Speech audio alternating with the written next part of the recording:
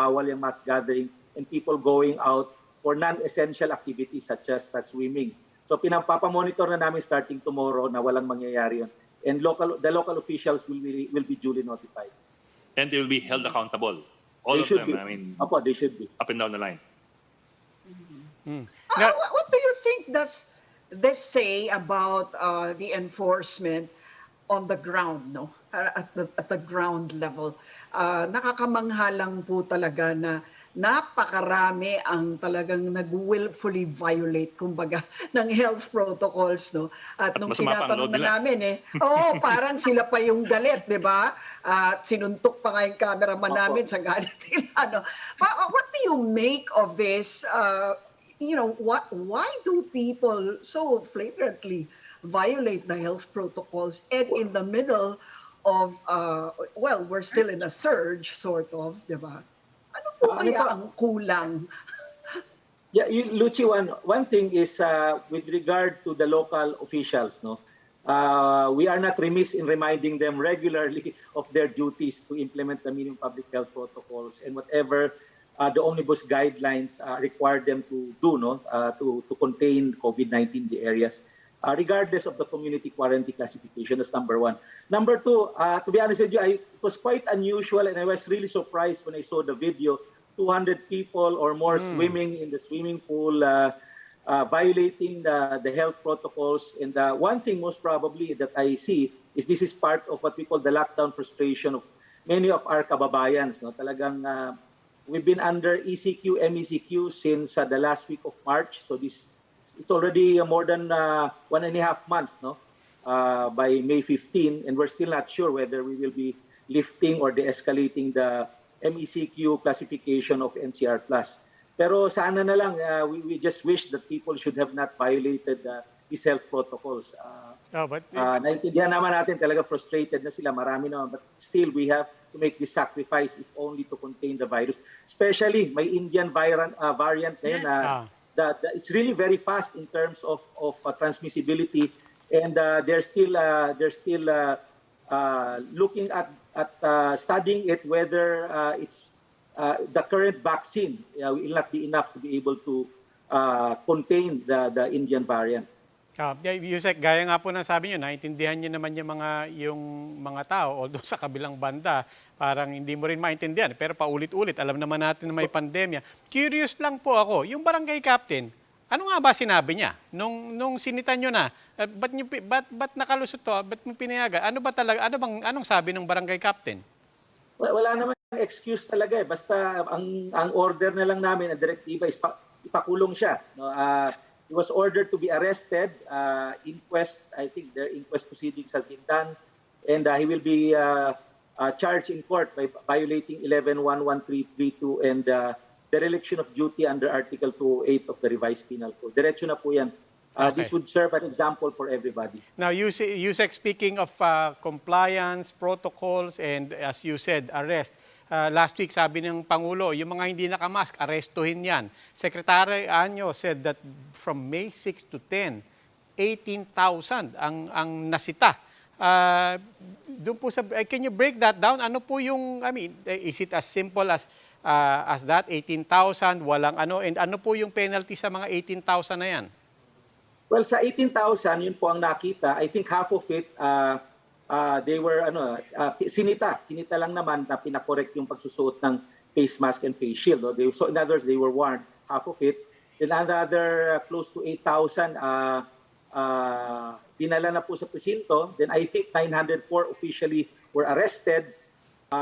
Then a number of them were already fined, and a number were already given community work, no, as punishment for violating public health protocols. And the basis of this is really the ordinance, local ordinance passed by the local government. So in 5 days' time, medyo marami na hong nasita. Pero may balak ba kayong baguhin yung mga protocols for dealing with the violators of mask wearing? Kasi si PNP Chief, sinabi niya, dalhin na lang daw sa mga barangay centers yung mga nahuhuli. Parang more humane treatment, tapos yung ibang syudad, nagdi-distribute na lang ng mga mask, free mask sa mga nahuhuli. Basta ayaw lang nila magkasama-sama at magka-infection at saka ayaw na nilang kasuhan. Are you planning to make to create uniform protocols for dealing with the violators, especially of mask wearing and distancing rules? Well, the practice of minimum public health standards is within the general guidelines, no, for everybody. Now, how it is they to be punished, the violators, is dependent on the local government ordinance passed by each local government unit. So kanya-kanya po yan. Merong arestado, ikukulong, merong fine, merong community service. No? So that will be standard for every local government unit. However, our enforcers may do some assistance. For example, kung improper wearing lang naman, then sisitahin mo. But if they are recalcitrant and they refuse to follow the proper wearing of face mask and face shield, then they will be arrested. Second, yung mga inaresto na 904, they were clearly not wearing face mask and face shields in violation of the local ordinance. Ang ginagawa lang nila Chief PNP, Elizar, is that yung iba nagdadahilan na wala naman talagang pambili at dahil wala ng pera ang tao, rather than arresting them and be practical about it, binibigyan po nila ng face mask and face shield. Mura lang naman po and our enforcers can afford that. Yung mga dinadala po sa barangay, part of the advisory that Secretary Anyo issued is really to ask separate areas where MPHS violators are to be put na may social distancing. Hindi necessary yung sa kulungan mismo sa presinto. So pinapagawa po sila na separate na kulungan, hopefully para magtanda. At saka minsan, pag wala namang ordinansa o hindi mabigat yung ginagawa, in less than 12 hours, they are not charged. Papagsabihan lang sila, then pauuwi na. But sir, I mean, dun din yung tanong ko eh. Kasi as you said, 904 were arrested. That's only about 5% of the total. But nonetheless, 904 and syempre yung ini-imagine natin dito is ano ba to? Dinadala sa kulungan or ano, even over 12 hours, yun yung tanong eh. Parang is it possible that we are creating more harm than good kung yun yung ano. And my other question is, I remember sinabi last week, first siguro warning muna, di ba? Pagkatapos aresto. I was already asking last week, how do you even monitor kung first time kung sinitayang isa? I don't imagine there's a database that people are actually keeping track kung first time na sita to ng sinong opisyal and so on. So I guess that's the question. Are we actually able, you said standard to. How sure are we na standard to across different municipalities? And yun nga, that concern na baka naman kinukulong natin sila, lalong napipiligro yung mga tao. Dun sa first question, I would assume of the 904, a majority of them were arrested. They were not detained, no, but they were brought to the precinct. But eventually, they were released, no, by our PNP personnel. That's number one. And out of the 904, based on the data that we have, information is, I think 61 of them were put into inquest proceedings. So meron talagang kinasuhan. And I think a number of them were already given community work. So hindi lahat ng 904 talagang kinulong naman. Now with regard to sa nasisita, when pag sinabi natin sinisita na improper wearing, it's actually on the spot. So pag sinabihan ka ng hindi ka nagsusuot ng face mask and face shield ng maayos, iayos mo na. But if you continue to violate on the spot, not following yung paninita ng papulis, then huhulihin ka na. Kasi wala ka ng intensyong sumunod ng pagsusuot ng face mask and face shield mo ng maayos. Sir, balik lang ako dun sa gubat sa syudad. The health department is urging those who took part in that pool party to quarantine themselves for the next 10 to 15 days. But that's all voluntary. In other words, sana hindi kayo lumabas ng bahay muna at sana mag-quarantine kayo at sana magmatsyag kayo ng maigi. I'm wondering lang if the DILG sees any need for more active measures, considering that it was a huge group with very close contact and swimming pool yan eh. Sa swimming pool, walang bubulungan eh. Nagsisigawan yung mga yan sa tuwa eh, di ba? So would you see the need for more active measures, like for example, ordering barangays to monitor closely those that they know attended that pool party and so on online. In other words, kasi medyo yung sa health department kasi medyo passive eh, na parang We hope you quarantine and then let's see. We need more active measures along these lines. Well, yeah, I think si Mayor Malapitan has already ordered after identifying those who went to the resort, no, to swim. Parang pina-identify na, and he ordered them to be swabbed, no. After being swabbed, mag-isolate na sa bahay lahat. For those who have no isolation areas in their houses, they will have to be pulled out and to be put in the temporary treatment and isolation facilities of the local government. So, nandun sila sa protocol na yun. They are closely being monitored. And again, the order is to have all of them swabbed. May testing na. Tested. Pero yan yung mga taga-Caloocan lang, di ba? Paano yung iba? Kasi ang sabi ni Mayor karamihan daw doon sa mga tao are from outside Caloocan. So more likely, galing malapit sa border ng Caloocan and Bulacan. Doon sa probinsya. Kumusta naman yung mga taga roon sa probinsya? Hindi, coordinated dapat yon kasi kung naglagay ho sila ng attendance, and I'm sure may attendance po yun, makikita po yung address ng mga pumunta. So hopefully nagkaroon ng coordination yung Caloocan City with the other neighboring LGUs so that they can pinpoint where the other participants of that resort, where those went to the resort, malaman kung nasaan po sila. Yusek, gaya nga po ng sinabi nyo kanina, don't presume na pagdating ng May 15, automatic luluwagan natin ang mga restrictions. I'm just curious, itong nangyari aminado naman kayo, sabi nyo nga, and we were even talking to health officials yesterday, lahat na nakakausap namin since the weekend, aminado lahat na nagulantang talaga sila dito sa nangyari sa Caloocan. And it really sent a message to everyone, teka, handa na ba talaga tayong magluwag? I'm just curious, between itong nangyari sa Caloocan, pagkatapos itong new variants of concern, how big a topic is that among LGUs right now as they contemplate what's going to happen on May 15? Well, right now there's I don't know right now or maybe tomorrow night, that's a hot topic within the Metro Manila Council. And with that happening in Caloocan within Metro Manila, all the mayors will now be worried about things happening or such events happening in their respective local government units. Much so, we are also giving this advisory to the other local government units in the NCR bubble, specifically Laguna, Bulacan, Cavite, and Rizal. So meron ho tayong warning signs sa kanila to tell them that this should not happen anymore. These are banggit ko kanina, maaaring nangyayari ito, hindi lang natin nalalaman, and we have to make sure that it will happen again. And as I mentioned, we will be issuing advisories to our regional offices to monitor together with the local government units all the resorts that it's not being used for that purpose, especially those under the MECQ community quarantine classification. Yusek, yung original warning ng DILG was in fact directed sa mayors. Pero mukha namang satisfied kayo sa response ni Mayor Malapitan sa nangyari sa Caloocan. Ano ba talaga yung responsibilidad ng mga mayor? When will they be held responsible for something like that happening in their jurisdiction? Well, mabilis yung response ni Mayor Malapitan, as soon as he got word of that event in that area, in Barangay 171, talagang pinasara niya kaagad, pinapuntahan ng pulis, they'll just have to be fast about it, and more importantly is the continuous communication with his or her barangay captains in his or her LGU. Kasi communication is key. And since the beginning last year, we've been emphasizing communication amongst all local government officials within the LGU.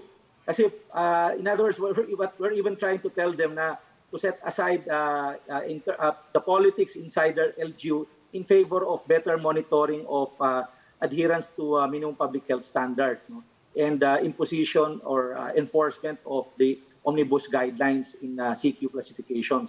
So gusto namin sabihin niya, this is a clear miscommunication or non-communication, and again, no excuses on the part of the barangay captain.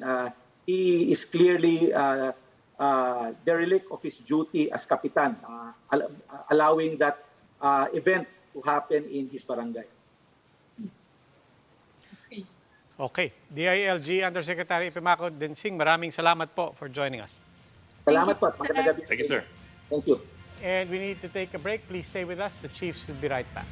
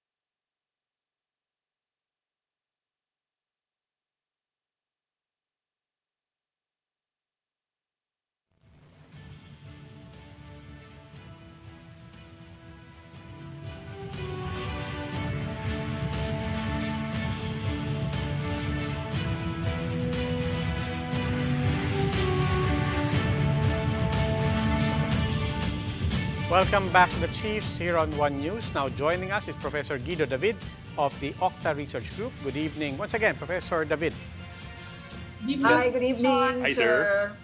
Hi, good evening, everyone. Again, Prof, we're nearing May 15. That's a crucial date because we're expecting some kind of announcement whether or not we continue or we adjust or we create a new category altogether again. But obviously, we're looking at the numbers. That's always the most crucial thing. By May 15, the numbers have been going down. I think the 7-day average has been around 6,600, 6,700. It's certainly been improving. If everything continues on this trend, what are we looking at on that very crucial date, on May 15? yes, Robbie, you're right. Yung 7-day average for the entire country is right now nasa 6,500 na lang. And a month ago, this was over 10,000. So some people may feel like no, parang hindi nagdi-decrease yung cases or medyo flat, but actually it's a significant decrease from the 10,000. And also for NCR, our average now is less than 2,000 cases per day. In fact, it might be less than 1,900 7-day average as of today. And yung peak natin, 5,550. So that's a significant decrease compared to the peak. So yung reproduction number natin is around 0.62. Positivity rate natin is 13%. It might be down to 12% by the end of the week.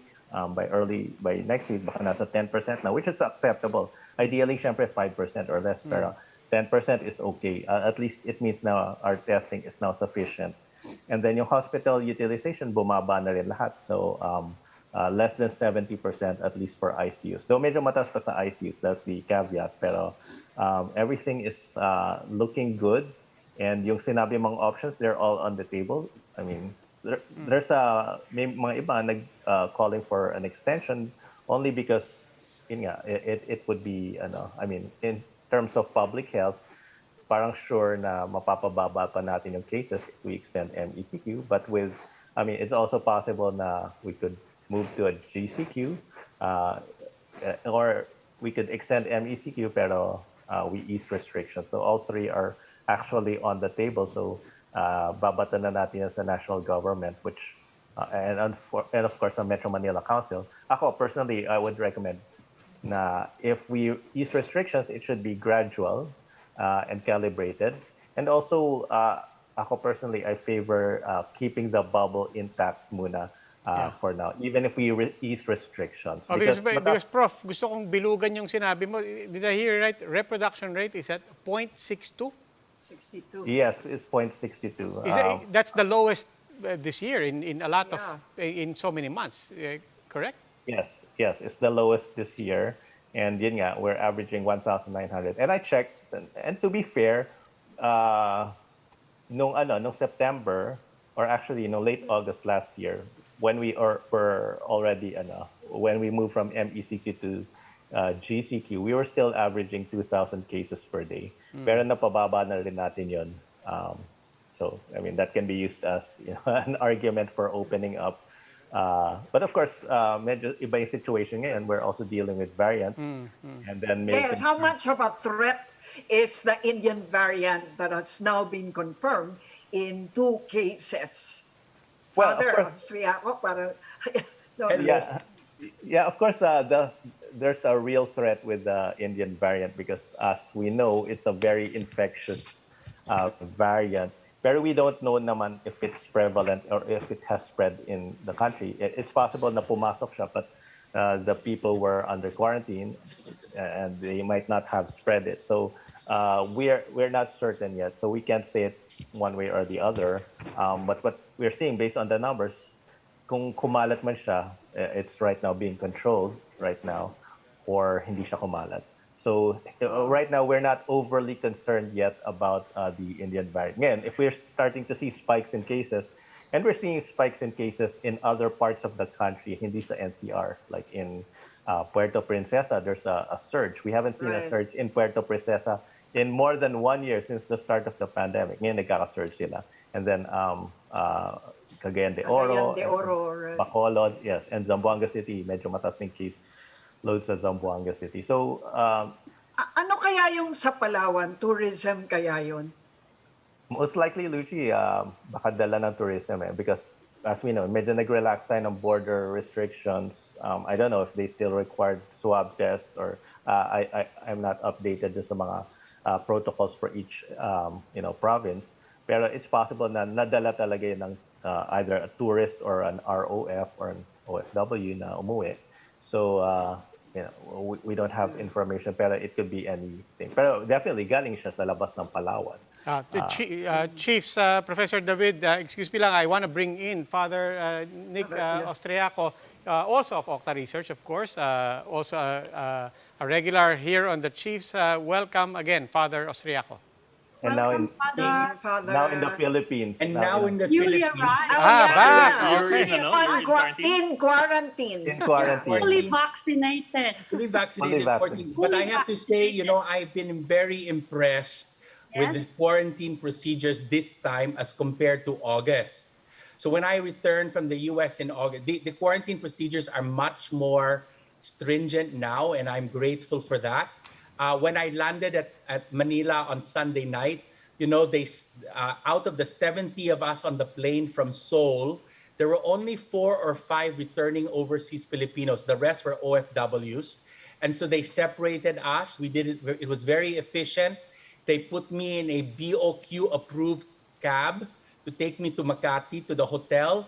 The hotel put me right in the room. I'm not been allowed to go out for 3 days. I cannot even do laundry. They do not allow me to do laundry until my test has arrived because they do not want me to interact with absolutely anyone. So I'm really impressed that it seems a lot stricter now than it was in August. And I'm grateful because this is the way we will prevent that Indian variant from coming back. Yes, but Father, this is because we're still in a surge. And as you mentioned, today it was confirmed for the first time that we have 2 cases of the Indian variant. How concerned should we be? You are a molecular biologist. How concerned should we be about this? Well, every surge that we have experienced has been driven by the introduction of a new variant. Yes. The one in July was the B1. The one we just finished is the B117, the B351. So if there is going to be another surge, it is going to be triggered by another variant. And what we're seeing in the United Kingdom now is that the B1617 variant, which they just raised to a variant of concern, is outcompeting the B117, which means that the 2 variants are now fighting. And what this means is that there is a surge potential here in the Philippines. And as Professor Guido pointed out, we are fortunate that the 2 who arrived in the middle of an ECQ. So the hope is that even if they left the quarantine early, because there was an ECQ in place, they went straight to their house, and the variant itself was quarantined. So unlike in December and January, so when the B117 and the B1351 arrived, we were in GCQ. So remember in Pasay, the B1351 just started to spread and it was Right. uncontrolled. So the hope and the prayer is that when this one arrived last month, we were in the middle of a ECQ/MECQ, and that was enough to suffocate it and to starve it before it could really spread. Which But then, Father, of course, in 4 But the days, thing we might change in 4 days the quarantine status, which raises the question: should we even be Exactly. going in that direction? Given that apparently so far we seem to have stopped the introduction or spread of B1617. Yeah, so again, remember when the 351 appeared in Pasay, one of the things people were calling for was really a lockdown of Pasay to try to control that. So right now it looks like there is no evidence, as Professor Guido pointed out, there is no evidence right now that the B1617 is in community transmission. So in terms of should it enter into our calculation for next week, yes and no. Yes, in the sense that we should be ready to deal with any variant right now, right? So the contact tracing has to be in place. The isolation and quarantine has to be in place. All of these should be in place so that we can control any variant. Now, if we see spikes again, like we saw with Pasay, the government needs to be ready to be more aggressive with controlling spikes, especially the 617 is driving it. But Father, what do we know about the variant itself at this point? We know there's concern because it is more virulent, and there are some reports and some, I don't know if it's speculation at this point or if there's early data on it, that it is able to escape some vaccines. What do we know about it now? So the B1617 has actually there are three variants. It's B1617, B1617-2, and B1617-3. So I'm not sure, based on the reporting of the DOH today, which flavor of 617 was detected in the Philippines. And so some of them are escape variants. All of them are more transmissible, according to the most recent data. Now, again, this is still very new because even though it is present in India, India does not have the resources to do the kind of studies that we need to understand the variant, which is why we are relying primarily today on the data from the United Kingdom, where the variant entered last month or so. So we're beginning to see it spread in the United Kingdom, and that's why they are able to provide that information that suggests that it's more transmissible right now. Father, how critical is it that our genome testing center takes a long time to actually identify the variant? And how dangerous or whatever, risky is it, no? That not everybody who came from India, for example, has been tested for the variant, meaning wala pang genome testing done on all the 100 something no, na passengers who came in here from India, for example. So, I mean, rich countries are doing universal genome sequencing, like Denmark. The United Kingdom is sampling. They're just taking a few. We cannot afford to genome sequence every single returning OFW or returning overseas Filipino, but we can sample. And so the sampling will give you a mathematical sense of what to expect. And Professor Guido is much better about this than I am as a mathematician. If you identified I think it was 2 out of 48, but it's 48 total samples. So the question is, 2 out of how many from India? Now, given that there is a massive surge in India, it's not surprising that we will expect high frequency of B1617 if you have a positive case from India, which is why I'm supportive of the government's effort right now to ban the entry of people from India and the South Asian continent. But as you saw from the data, these were people not necessarily coming from India. There were one was from Oman. Middle East, we have to be very careful because this is an international global phenomena. So we can do what we do, and we will sample. We have to, once it's in community transmission, we have to assume it is the variant. So if you're an LGU and it is in community transmission, you have to assume it's a variant and do what's necessary. So, Professor David, you don't think we need more time to assess the impact of the arrival of the Indian variant in the Philippines? You don't think we need about 2 more weeks? Before we declare we could definitely extend the MECQ. Professor Ranjit would definitely support extending the MECQ for another 2 weeks. And honestly, we were talking about this earlier. We're not really in MECQ now. If you look at the mobility numbers are comparable to October and November last. People are swimming. So people are swimming. So we're really in GCQ. And so when we are talking, what will probably I understand that the MCQ is a psychological tool to tell Filipinos that we are still not completely back to normal. But my sense is what the government is going to do is maintain MECQ, but continue to ease restrictions, which they have been doing for the last month, right? So we'll stay in. We keep arguing about the name, but at the end of the day, Yeah.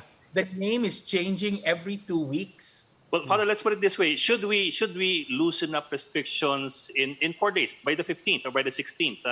Given the fact that number one, you still have the Indian variant hovering over the horizon, and number two, all this is premised on whether we have all the proper elements in place: a good healthcare system, a good contact tracing, and so on down the line. Should we, from your perspective, Father and Dr. David, should we loosen up the restrictions? Well, I think our response is gradual opening up is reasonable. Now the question is, what is gradual? And that is going to be what the government has to calibrate based on contact tracing, because we know, for example, in Quezon City, that they are training, the new contact tracers are being trained now. It will take a week or two. So they will be deployed out in the field probably next week or the week after. So can we wait until they are fully deployed? Certainly. Will it hurt to open it up a little bit? Again, we're going to have to open up because the vaccines aren't going to help us until the third or fourth quarter. So either we're going to stay this way for the next 6 months, or we're going to have to gradually open up and test our current system. So gradual, the danger is we open up too quickly, we underestimate the force of that virus and it explodes. Okay. Right. Professor And- David, yeah. gusto ko lang balikan yung sa Puerto Princesa.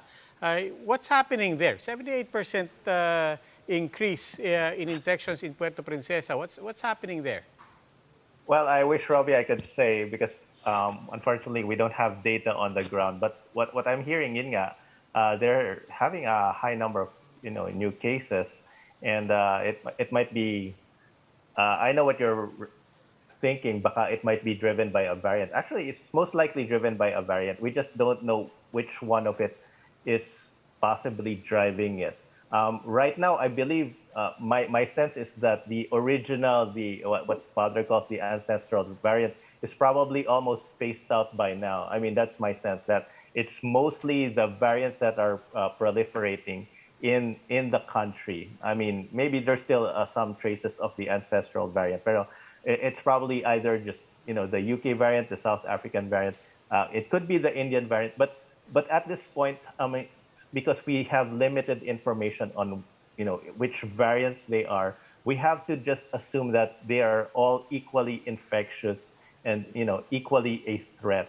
And at this point in time, we have to adjust our thinking that it's no longer the previous strain what we saw last year. Now we're dealing with these new variants, and we have to adjust accordingly. And easing restrictions will always carry a risk. And I think at this point in time, maybe the risk is justifiable because we can't stay in lockdown forever. But as long as we have systems in place now, we can always respond to an increase in cases. And scaling up contact tracing is one of our best strategies. I think at the time of the surge, medyo mahina yung contact tracing system natin. And I think Father would attest to that. But right now, since we're installing it in place, we would be better prepared for the next surge if it happens now or within the next month or maybe next 2 or 3 months even. Actually, ang concern din ng lahat ay yung hospital capacity, di ba? I mean, we're trying to avoid a surge, and you're saying that the numbers are going down, but in terms of the hospital utilization, if and God forbid there's another surge because of the variant, do you think that we have set up enough hospitalization-wise, I mean capacity-wise, to prepare for another surge? Again, God forbid, not that we're wishing it, but how do we stand? Where do we stand in terms of that? If there's another surge if there's loosening up? Okay, so let me respond to that. So we have significantly increased the number of beds in the NCR. This is undoubtable. However, one of the questions that, one of the things we learned over the second surge is that it's not the number of beds that limited our occupancy, it was the number of staff. And so right now, when people ask me, do you have enough beds? I say, the better question is, how many staffed beds do we have? And I understand that the DOH is trying to increase the number of healthcare workers that we have on hand.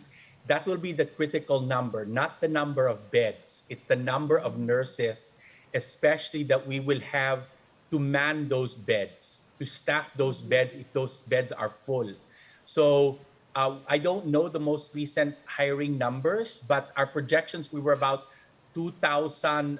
In order to fill those 2,000 beds that were not filled, we needed significant numbers of more nurses.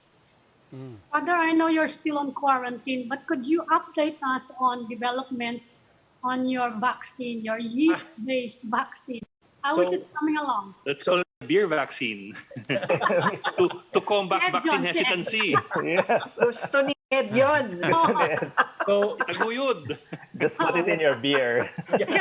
so what we are doing now is we are trying to increase the amount of spike protein that is being secreted by the yeast. So remember, we made yeast, and the yeast is supposed to make spike protein, and the spike protein will trigger the antibodies in your body. And so my students are, there are different ways to make the spike protein. We tried the lowest amount, and we need to increase it. So we are there. In fact, there's an experiment going on 9:30. So they started it 30 minutes ago in the States, where they're looking to see if we can increase the amount of spike protein that our yeast is making. We will know this by Monday. And if we have it, I'm back here going out of quarantine to work with UST to try to set up a laboratory to test. Oh, So okay. kung may hangover, effective.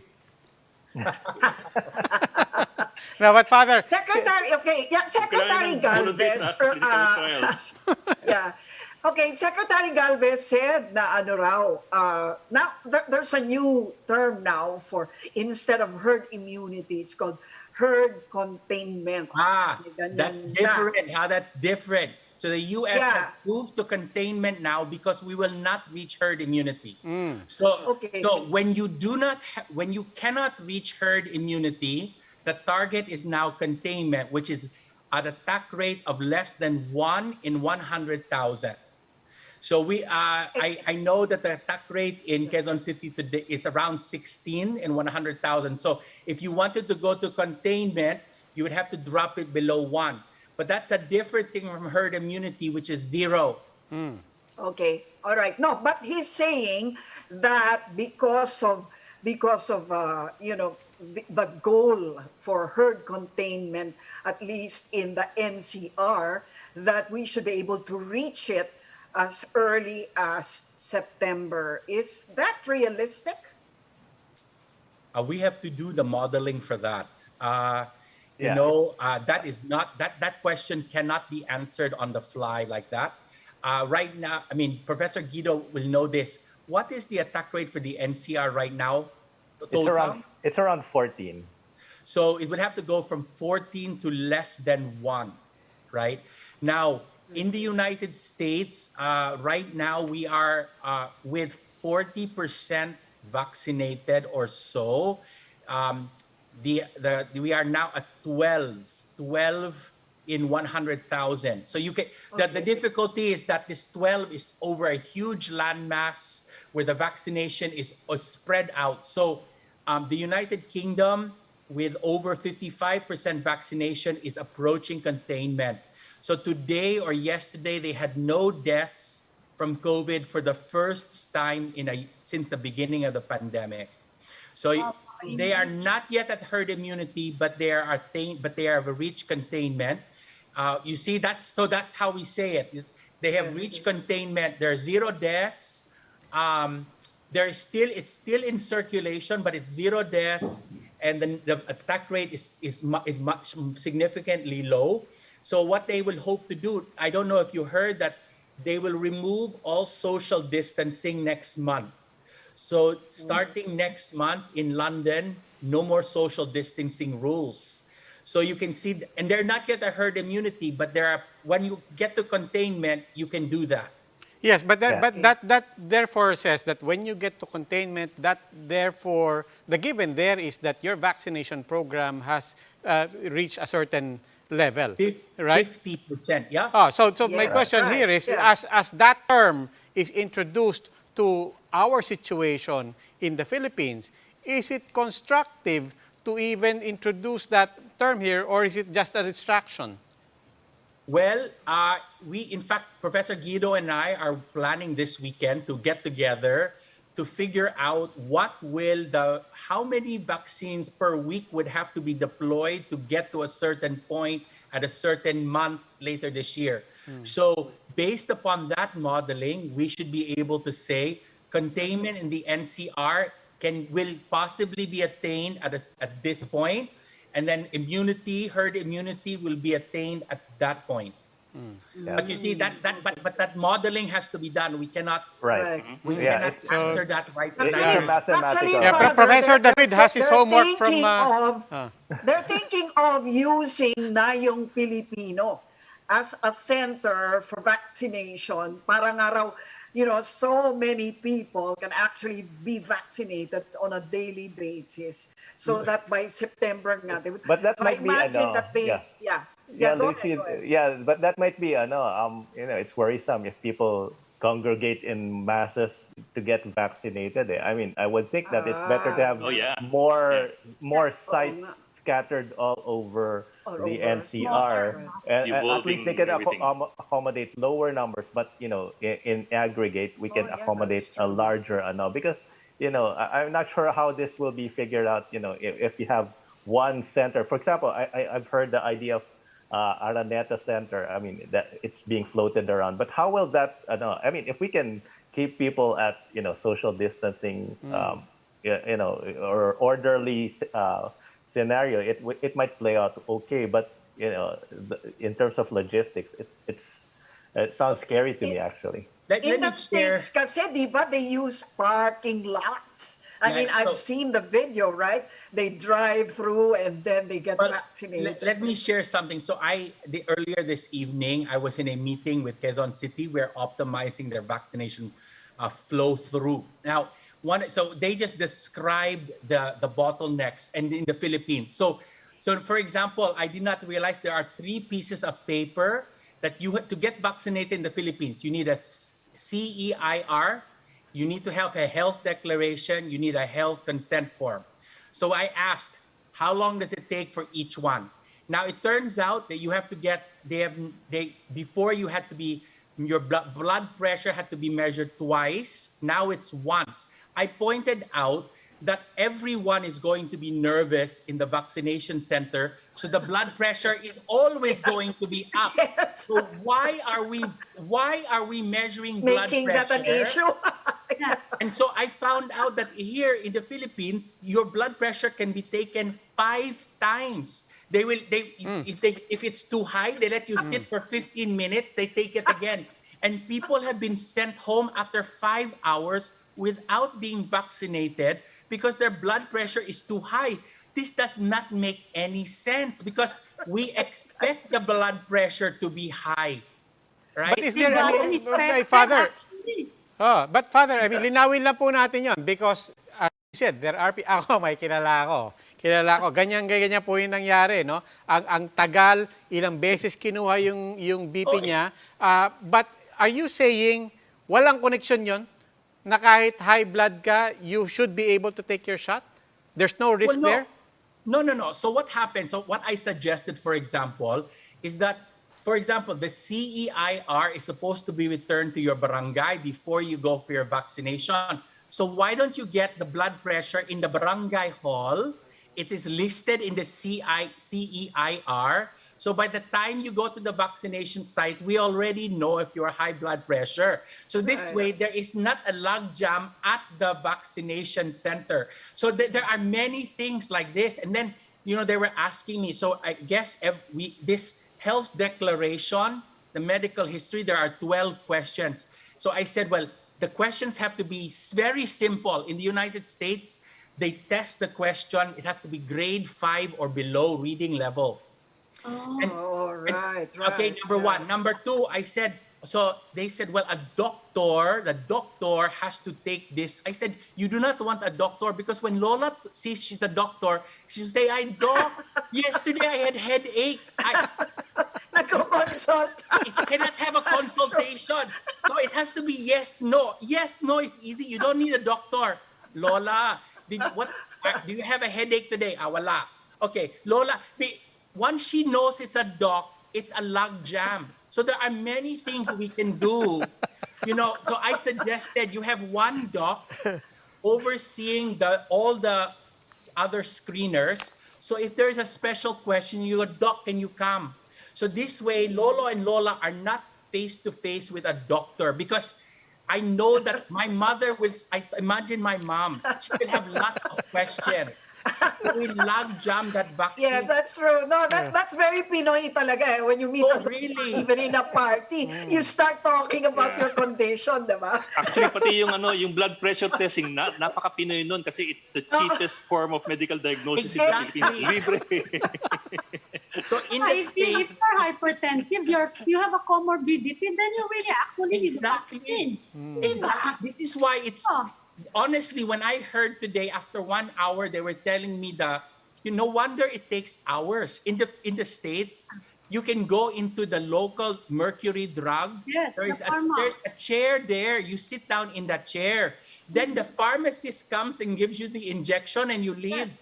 There is no BP, there is no QA because the QA is all online. So I'm saying we can do better at streamlining that vaccination protocol that we're doing in the Philippines right now. Okay. Okay. Okay. Sige, We'll have to spend a whole episode to talk about our titos and titas and our parents and our lolos and lolas. Okay. But in fairness, ihahabol ko lang din when you see it on social media, what people are posting, it looks like the system is improving din. Kasi people have been reporting, bumibilis. All credit to our LGUs also.